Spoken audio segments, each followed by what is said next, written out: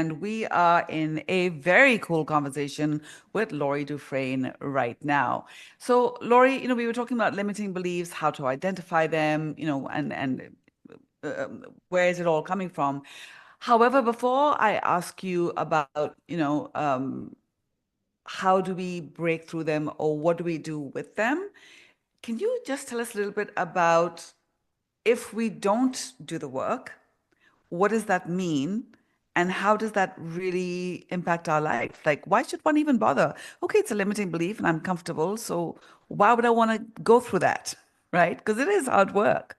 Well, I will tell you this. I think there is more people that are not willing to do the work than there are that are willing to do the work. I think it's like that 80-20 rule.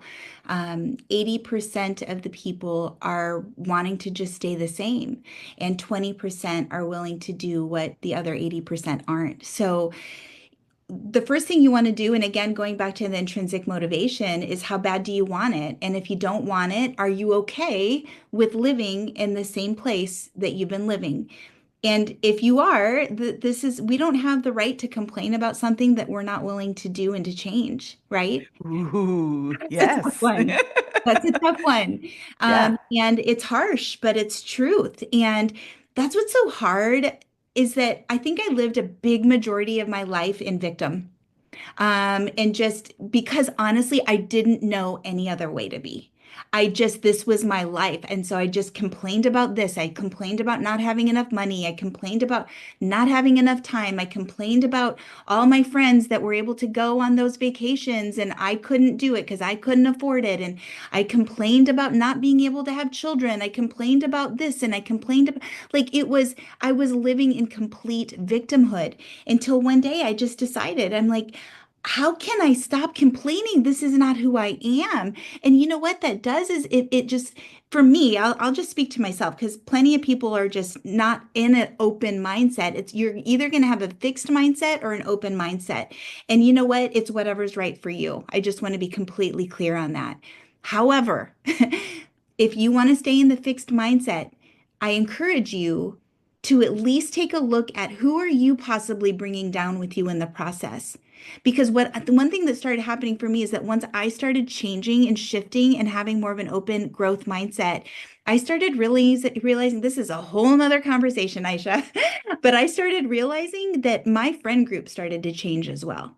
Because sometimes Wow. when you start making those changes in your life, sometimes the other people around you aren't wanting to change. Therefore, they are not okay with you making those changes in your life.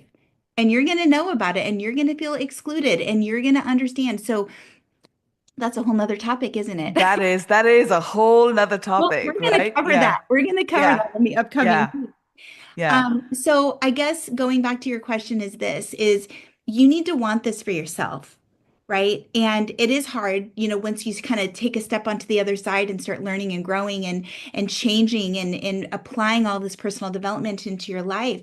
And everybody just needs to stay in their own lane is what I recommend Hmm. because I'm not here to judge people that aren't. I just need to love them right where they're at and ask for the people in my life to love me right where I'm at and supporting me and making those steps forward. But intrinsically, if you want this for yourself and you are in a place where you have a growth mindset and are ready to take this head on, it's amazing what your life is going to look like on the other side of this. And I can almost guarantee if you continuously do the work, day in and day out, it's not something you read in a book and you put it on a shelf and expect that your life, this isn't magic. This is consistency. Yeah, there's two things you said that were very hard hitting and I think very necessary for people to hear.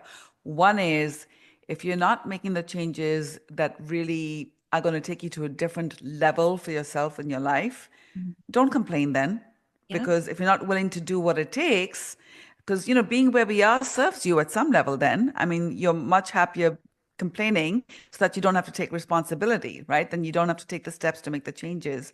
And then second thing that you said is who else are you taking down with you? Yeah. And those are some really, really hard truths. So thank you for saying that. And I think I believe there's no coincidence. I hope whoever is hearing this, the right person is hearing this, and you're able to take a step forward